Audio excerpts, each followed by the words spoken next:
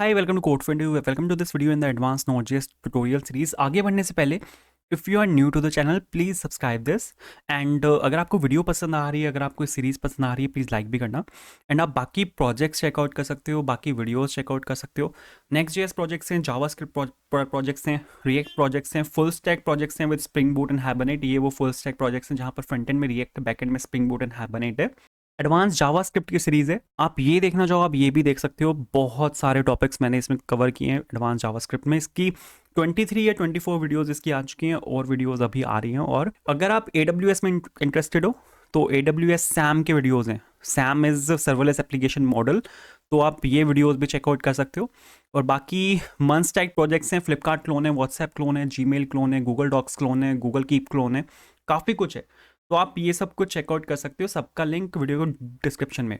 तो run time के बारे में तो हम काफ़ी बात कर चुके हैं। इस वीडियो में हम बात करने वाले हैं नोड.js और जावास्क्रिप्ट के बारे में। हमें पता है कि जावास्क्रिप्ट एक प्रोग्रामिंग लैंग्वेज है एंड नोड.js, जैसे कि मैं आपको फर्स्ट वीडियो से एक्सप्लेन कर रहा हूँ, ये ना तो फ्रेमवर्क है, ना लाइब्रेरी है, ना कोई प्रोग्रामिंग लैंग्वेज है। ये बस एक जावास्क्रिप्ट रन टाइम इन्वायरमेंट है। 2009 से पहले क्या होता था, अगर आपको जावास्क्रिप्ट को रन करना होता था तो आप उसको एक ब्राउजर में रन करते थे, क्योंकि हर एक ब्राउजर के अंदर एक जावास्क्रिप्ट इंजन होता है जो आपकी जावास्क्रिप्ट को कन्वर्ट करता है into machine understandable code. Node.js एक तरीका है जावास्क्रिप्ट को रन करने का आउटसाइड ऑफ द ब्राउजर। अगर आप कहीं भी जावास्क्रिप्ट को ब्राउजर से बाहर रन कर रहे हो, कुछ भी हो सकता है, कोई भी एक एप्लीकेशन हो सकती है, कोई रोबोटिक प्रोग्रामिंग हो सकती है, या कोई भी प्रोग्रामिंग हो सकती है, कहीं पर भी अगर आपने जावास्क्रिप्ट की प्रोग्रामिंग करी है आउटसाइड ऑफ द ब्राउजर, तो पॉसिबिलिटी है कि आप वहाँ पे नोड जेएस को रन कर रहे हो। नोड जेएस का एक ऑल्टरनेटिव भी है, क्योंकि नोड जेएस ने क्या किया था, एक फाउंडेशन को ले किया था कि हम इस तरह भी कर सकते हैं। बाकियों ने नोड जेएस को कॉपी करने की कोशिश करी, जैसे डीनो है। डीनो बिल्कुल नोड जेएस की तरह वर्क करता है। डीनो भी गूगल क्रोम के V8 इंजन का यूज़ करता है एंड वो भी सिमिलर वर्क करता है जैसे नोड जेएस वर्क करती है। एंड बहुत सारे ऐसे ऑल्टरनेटिव्स हैं, जैसे यहाँ पे तो हम V8 इंजन का यूज़ कर रहे हैं। सपोज कल को कोई और कुछ नया फ्रेमवर्क आ जाता है जो सपोज चक्र का यूज़ कर रहा है, या फिर जो फायरफॉक्स के स्पाइडर मंकी का यूज़ कर रहा है, तो उसकी हेल्प से भी हम जावास्क्रिप्ट को एग्जीक्यूट कर सकते हैं। और क्या क्या डिफरेंसेस हैं? एक तो डिफरेंस मैंने आपको बताया था कि यहाँ पे विंडो ऑब्जेक्ट होता है, एंड जो इसके साथ विंडो ऑब्जेक्ट की जो एपीआई है, सपोज कंसोल डॉट लॉग है, वो आपका विंडो का पार्ट है। जैसे अगर सपोज मैं यहाँ पे लिखता हूँ window dot console dot log, तो ये आपका जो कंसोल डॉट लॉग होता है ये आपका विंडो का पार्ट है। सिमिलरली जो नोड जेएस है इसको अगर मैं रेपल मोड में यहाँ पे रन कर रहा हूँ, तो यहाँ पे हमारे पास विंडो नहीं है, यहाँ पर हमारे पास ग्लोबल है। यहाँ पर हमारे पास ग्लोबल है एंड यहाँ पर भी अपने पास कंसोल डॉट लॉग है। आप यहाँ पर देखो, यहाँ पर भी अपने पास ये है। आप यहाँ पे देखो, बिल्कुल सही सही चला है। एंड ये जो कंसोल डॉट लॉग है यहाँ पे, ये आपके ग्लोबल का पार्ट है। तो आप इसको ऐसे भी लिख सकते हो, जैसे वहाँ पर हमने लिखा था window dot console dot log, यहाँ पर आप ग्लोबल की मदद से भी इसको लिख सकते हो, क्योंकि कंसोल डॉट लॉग जो है वो आपके ग्लोबल का पार्ट है। लास्ट वीडियो में हमने प्रोसेस डॉट आर्ग देखा था, जो आपको एक एरे रिटर्न करता है, एक string of arguments, command line arguments होते हैं। ये आपका ग्लोबल का पार्ट होता है। ग्लोबल डॉट प्रोसेस मैंने आपको लास्ट वीडियो में दिखाया था। तो बहुत सारी ऐसी चीज़ें हैं जो आपका जावास्क्रिप्ट देता है। जावास्क्रिप्ट बोल रहा हूँ, जो आपकी ब्राउज़र रन टाइम देता है। एंड बहुत सारी ऐसी चीज़ें हैं जो आपका नोड जेएस का रन टाइम देता है। बट कहीं ना कहीं आके वो सब बिल्कुल सिमिलर हो जाते हैं। जैसे अगर मैं आपको एग्जांपल देता हूँ, फ़र्क कहाँ कहाँ पे, पहले तो फ़र्क बताता हूँ। अगर मैं आपको एक मोटी मोटी एक चीज़ें बताऊँ, ठीक है, हमारे पास यहाँ पे ब्राउज़र का रन टाइम है, ठीक है, और ये हमारे पास यहाँ पे नोड का रन टाइम है। पहला डिफरेंस तो यही है कि ये हमें देता है विंडो, ये हमें देता है ग्लोबल। ठीक है, ये तो साफ साफ पहला डिफरेंस है। एक दूसरा डिफरेंस ये है कि हमें यहाँ पे डॉक्यूमेंट का एक्सेस मिलता है, ठीक है, बट नोड जेएस में डॉक्यूमेंट का एक्सेस नहीं है। क्योंकि विंडो क्या करता है, विंडो यहाँ पर, ये जो आपकी यहाँ पे विंडो है, ब्राउजर की विंडो, उसकी यहाँ पे इन्फॉर्मेशन होती है अपने पास, लेकिन यहाँ पे अपने पास कोई ब्राउजर नहीं है, तो इसका विंडो की यहाँ पे कोई सेंस बनती नहीं है। सिमिलरली डॉक्यूमेंट की हमें यहाँ पे कोई ज़रूरत नहीं है, क्योंकि डॉक्यूमेंट बेसिकली क्या करता है, आपको डॉम की इन्फॉर्मेशन देता है। डॉक्यूमेंट ऑब्जेक्ट मॉडल होता है।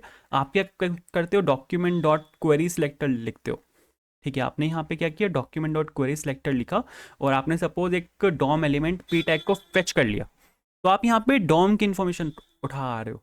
तो डॉक्यूमेंट की हमें यहाँ पे कोई ज़रूरत नहीं है, क्योंकि नोड जेएस में हमारे पास कोई डॉम ही नहीं है, ठीक है। सिमिलरली हमारे पास यहाँ पे हिस्ट्री होता है, जहाँ से आप ब्राउज़र की हिस्ट्री चेक करते हो, आपने देखा होगा हिस्ट्री डॉट पाथ हम चेक करते हैं कि कौन सा पाथ से वो आया है, उसको बैक ट्रैक करने के लिए हम पाथ चेक करते हैं।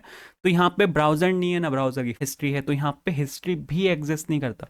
सिमिलरली लोकेशन यहाँ पे चलता है, ठीक है। आपने देखा होगा अगर हमें ब्राउज़र का यूआरएल चाहिए होता है तो हम लोकेशन से पिक करते हैं, लेकिन यहाँ पे ब्राउज़र नहीं है तो लोकेशन की ज़रूरत नहीं है।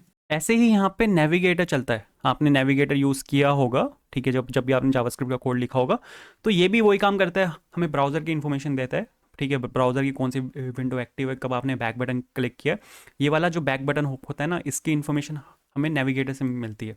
बट इसकी ज़रूरत ही नहीं है क्योंकि यहाँ पे ब्राउज़र नहीं है। तो नोड जीएस में अलग एपीआईज हैं, सिमिलैरिटीज एग्जिस्ट करती हैं, वो मैं आपको दिखाऊंगा, लेकिन जो ब्राउज़र स्पेसिफिक एपीआईज हैं वो नोड जीएस में एग्जिस्ट नहीं करती क्योंकि उनका कोई काम ही नहीं है। नोड जीएस में अपने पास यहाँ पे प्रोसेस है जो आपको नोड का वो बताता है, नोड की पूरी प्रोसेस हिस्ट्री बताता है वो, कि नोड का जो प्रोसेस है वो आपका कैसे कैसे रन कर रहा है, कहाँ पे रन कर रहा है। लास्ट वीडियो में हमने देखी थी ये। फिर यहाँ पे हमारे पास फाइल नेम है, फाइल नेम है, और यहाँ पे हमारे पास dir नेम है, ये चीज़ें हैं हमारे पास यहाँ पे, क्योंकि डायरेक्टरी नेम और फाइल नेम का एक्सेस है हमारे पास।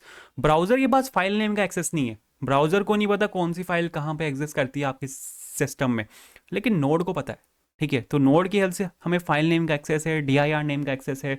एक बहुत इंपॉर्टेंट है यहाँ पे रिक्वायर, रिक्वायर बहुत यूज़ होगा, ठीक है। रिक्वायर का वैसे ये ES5 में जो इसका वो था सिंटेक्स, वो यहाँ पे इंपोर्ट स्टेटमेंट आ गई है अब, ठीक है। तो रिक्वायर का अब यूज़ नहीं होता अगर आप लेटेस्ट ES6 के जो कॉन्सेप्ट हैं अगर आप उनका यूज़ कर रहे हो तो, ठीक है। बट रिक्वायर भी मोस्टली नोड.js का पार्ट है, ये ग्लोबल का पार्ट है रिक्वायर, ठीक है।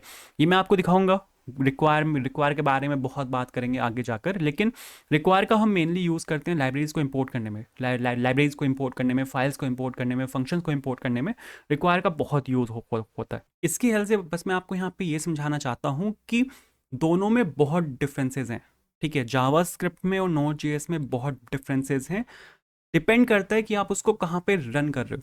जैसे जो ब्राउज़र स्पेसिफिक एपीआईज हैं वो नोड.js में एग्जिस्ट नहीं करती, नोड स्पेसिफिक जो एपीआईज हैं वो ब्राउज़र में एग्जिस्ट नहीं करती। जैसे आप ब्राउज़र में, मैं आपको पहली वीडियो से मैं आपको समझा आ रहा हूँ ये चीज़ें कि ब्राउज़र में बहुत लिमिटेशंस हैं, ब्राउज़र से आप फाइल को एक्सेस नहीं कर सकते। आप कौन सी फाइल को रन कर रहे हो, कौन सी फाइल आपकी कहाँ पड़ी है, वो ब्राउज़र नहीं बता सकता आपको, लेकिन नोड बता सकता है। नोड आपको डायरेक्टरी भी बता देगा और फाइल भी बता देगा, वो दोनों चीज़ें बता देगा आपको, ठीक है। अगर मैं आपको सिमिलैरिटीज़ की अगर मैं बात करूँ, ठीक है, सिमिलैरिटीज़ की अगर मैं यहाँ पे बात करूँ, तो एक सेकंड इसको क्लोज करते हैं अरे वो कंट्रोल शिफ्ट आई नहीं चल रहा इस पे कोई बात नहीं, वैसे ही क्लोज करना पड़ेगा, नाइस। तो यहाँ पर अगर मैं सिंपल node.js.org में यहाँ पे खोलता हूँ और यहाँ पे मैं सिंपल जा रहा हूँ ब्लॉग में जाना, डॉक्स में जाना है। ये आपकी पूरी एपीआई इन्फॉर्मेशन है जो आपको node.js प्रोवाइड करता है। एंड यहाँ पे हमारे पास एक चीज़ है ग्लोबल्स, कि जो आपका ग्लोबल ऑब्जेक्ट है वो आपको क्या क्या देता है, ठीक है। यहाँ पर आप अगर देखोगे तो सिमिलैरिटीज़ बहुत हैं, ठीक है। आप यहाँ पे देखो clear immediate, clear interval, clear time out, ये आपका ब्राउज़र की एपीआई भी आपको देती है और ये आपको नोड.js की एपीआई भी देती है।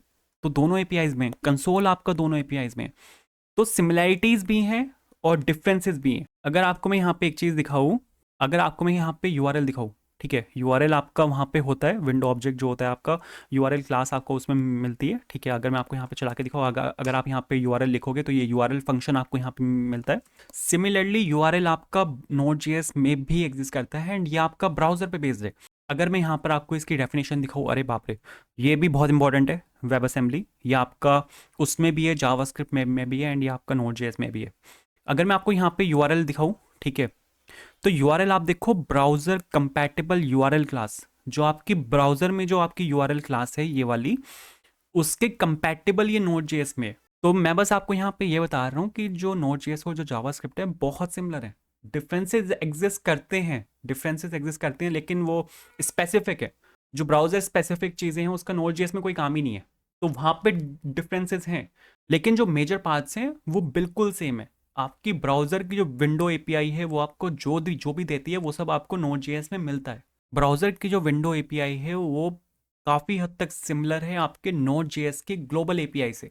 तो आई होप क्लियरिटी बनी होगी। एंड रन टाइम के बारे में हम काफ़ी बात कर चुके हैं, आप एक बार वीडियोस को दोबारा देखना थोड़ी सी और क्लियरिटी बनाने के लिए, क्योंकि नेक्स्ट वीडियो से अब दूसरे टॉपिक्स पे मूव करेंगे। तो अगर आपको वीडियो पसंद आई है, वीडियो को लाइक करना, चैनल पर अगर आप नए हो सब्सक्राइब करना, बाकी वीडियोस आप चेकआउट कर सकते हो, सबका लिंक डिस्क्रिप्शन में है।